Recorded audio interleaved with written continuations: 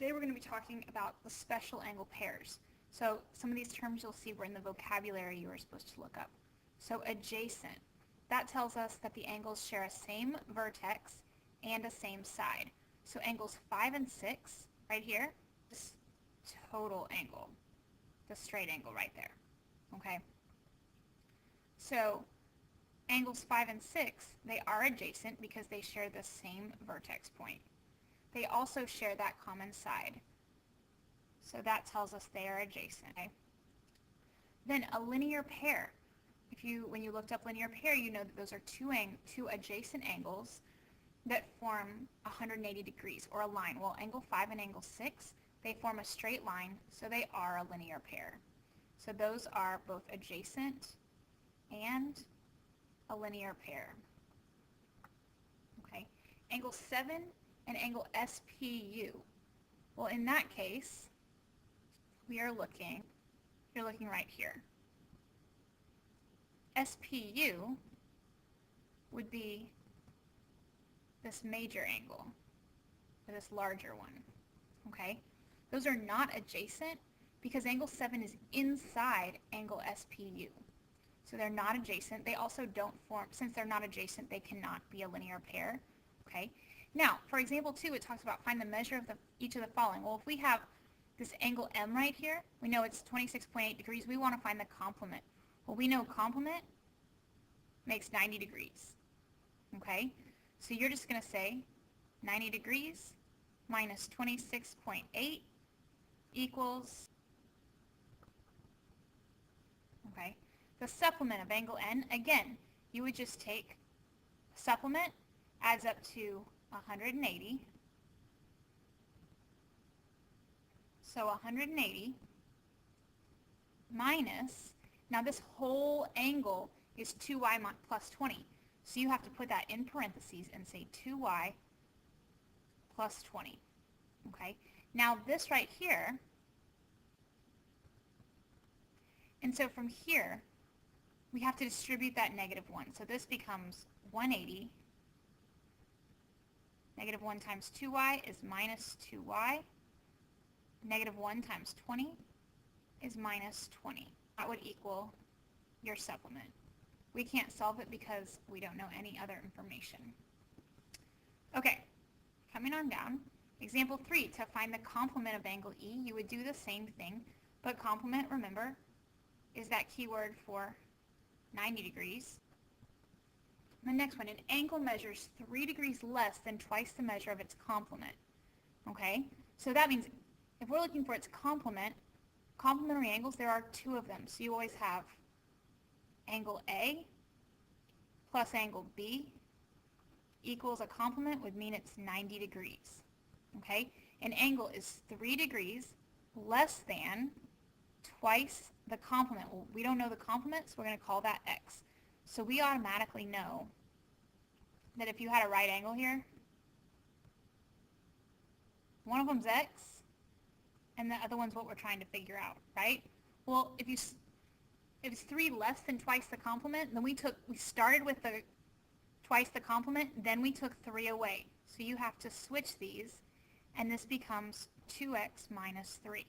So now you have your complement, x, plus your other angle, 2x minus 3 equals 90. Well, I'm going to come up here because I'm running out of room. X plus 2x is 3x. And then we still have our minus 3 equals 90. Our x represented the complement, and our complement is 31 degrees. Again, you can check your answer by substituting that 31 back in for x. Okay, example 5, where it says the ratio of 2 complementary angles is 1 to 2. That means that 2 angles, if they're complementary, again, they form a right angle, and they're in the ratio 1 to 2, which means this could be 1 and 2, 2 and 4, 4 and 8, 10 and 20, 50, 100, some type of multiple of 1 and 2.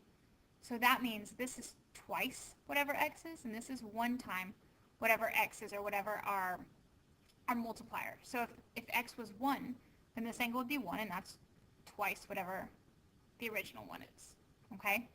So from here, we know that those two angles have to add up to 90. So we now have x plus 2x. So if x is 30 degrees, you want to make sure that you take note of the fact that this asks for the larger angle, okay? So our x value is 30, so this is 30 degrees. Our larger angle is twice that, which would be 60 degrees. You notice both 30 and 60 are listed. If you go too fast, you'll miss that. 75 degrees. So 4 times the measure of a complement and an angle is equal to 45 less than the measure of the supplement of that angle. So where you're going to start is just start right out as you see the words. So we have 4 times the measure of a complement, which would be 90 minus x.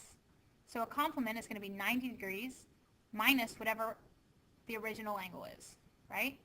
The complement of an angle is equal to 45 degrees less than, which we know is a switch word. So I'm going to go ahead and put arrows to remind me to switch. The measure of the supplement of that same angle. Well, the supplement, if x is our original angle, then the complement is 90 minus that angle. The supplement is 180 minus that angle. Okay, so now your ultimate problem is 4 times 90 minus x equals 180 minus x minus 45 degrees. Remember, since that was a less than, we had to switch that around. Because each of the angles, it's asking for the complement and the supplement. So if x is 75, the complement is going to be 90 minus 75, which would be 15 degrees, make sure you're putting those degree symbols.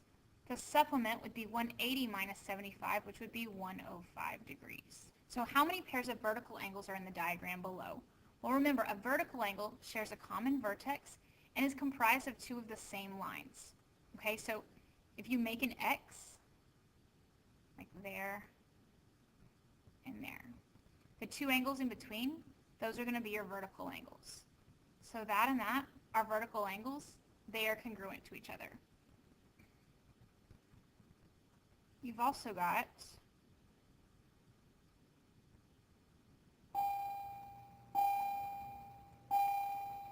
this large angle and this large angle,